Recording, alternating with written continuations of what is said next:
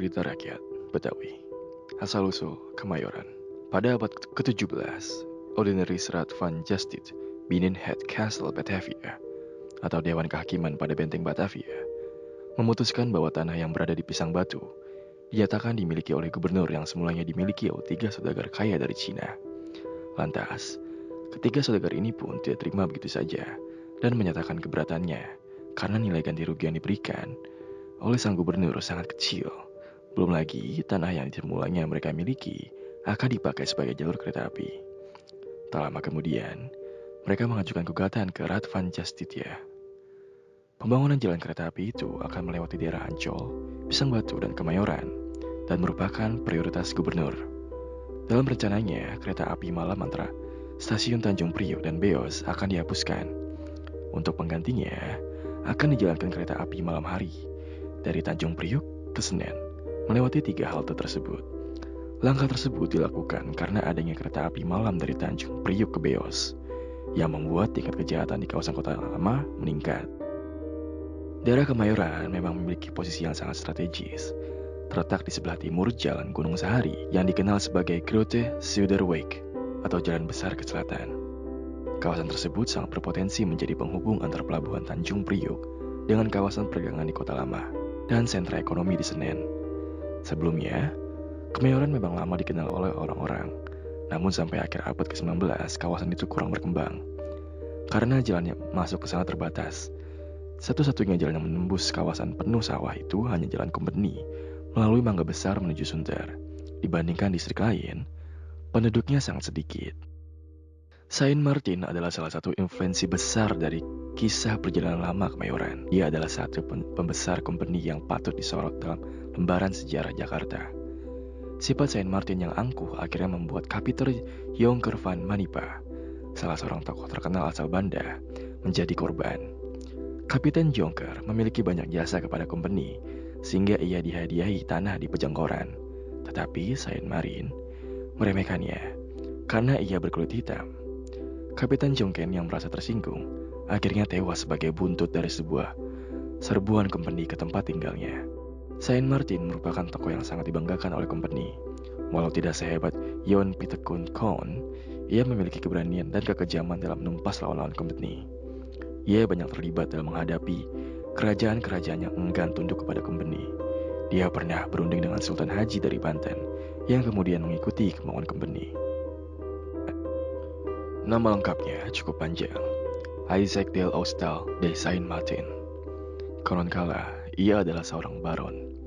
Dalam tanda tangannya di atas kontrak dengan Banten tanggal 28 Februari 1686, tercantum namanya di bawah satu mahkota.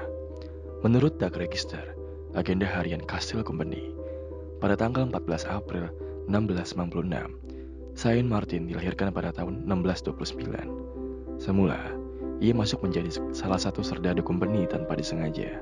Kemudian, ia pun menjadi letnan di Betawi pada 19 Juli 1662. Dalam catatan Der Register 31 Maret 1663, ia dipilih untuk berangkat ke Kosin atau Indochina dan kemudian juga Kolombo. Kemudian, pada tahun 1664, ia ditunjuk sebagai kapten sementara untuk bidang hukum di Kolombo. Di kota tersebut, karirnya melonjak dengan cepat dan diangkat menjadi komisaris di bidang politik Dewan Gereja Kolombo. Pada tahun 1670, ia meninggalkan posnya di Kolombo. Ia tiba di Betawi pada tahun 12 November 1672 dan diangkat sebagai kapten. Selain sebagai serdadu yang kejam, Saint Martin juga dikenal sebagai tukang main tanah. Tanahnya yang luas pun tersebar di mana-mana. Di sebelah timur Bekasi, ia memiliki sebidang tanah luas yang meliputi kebun tebu, penggilingan gula, dan sebuah kebun buah-buahan. Tanah itu dimiliki sebelumnya oleh Jan Francis Holstezijn, tercatat pada tanggal 10 Oktober 1693, sebelum Saint Martin membeli tanah tersebut pada 15 Oktober 1695 dengan harga yang sangat murah, yakni 125 riksdaler, mata uang Belanda dari perak yang sebelumnya senilai 2,5 gulden. Tak lama kemudian, Martin membeli tanah-tanah sekitarnya, sehingga tanah itu mencapai luas 2.200 morgen, ukuran tanah di negeri Belanda, yang sama dengan 2.640 bau besar. Pada peta tahun 1696 atau sesudahnya, Tanah yang terletak di tepi Sungai Bekasi dan di Muara Kali Kemarangan itu tertulis kebun dari Yang Mulia Mayor. Selain di Bekasi, Saint Martin atau Sang Mayor juga memiliki tanah di residensi Betawi. Banyak orang menyebutkan ia memiliki sebidang tanah yang luas berupa kebun, padang rumput, dan tanah pembibitan dengan bangunan rumah-rumah batu. Tanah itu terletak 1 jam perjalanan dari Kastil selepas Benteng Jakarta di Gunung Sahari. Luas tanah itu sekitar 130 morgen. Tidak seluas di Bekasi, namun lebih strategis karena dekat dengan pusat kekuasaan company. Itulah yang kini dikenal sebagai Kemayoran. Nama Mayoran pertama kali muncul pada tahun 1807 sebagai tanah yang terletak di dekat Wilfterbeden. Sebutan tersebut dalam iklan di Java Government Gazette, koran resmi pemerintah jajahan Inggris di Jawa, pada tanggal 24 Februari 1816. Saint Martin juga memiliki tanah di Kanyere yang jauhnya sekitar 5-6 jam dari Kastil. Di kawasan yang berbatasan dengan Kali Krukut, tanah seluas 1.800 morgen itu dibeli oleh Saint Martin pada 20 Desember 1695. Tak lama setelah ia membeli tanah di Bekasi. Surat hak tanah keluar pada 15 Februari 1686. Tanah tersebut pada peta resmi company disebut Sinere, sekarang lebih dikenal dengan Cinggere. Tapi dari tanah-tanah itu yang paling dibanggakan oleh Saint Martin adalah Kemayoran. Sebab nama itu merupakan pengabdian kehadirannya Betawi.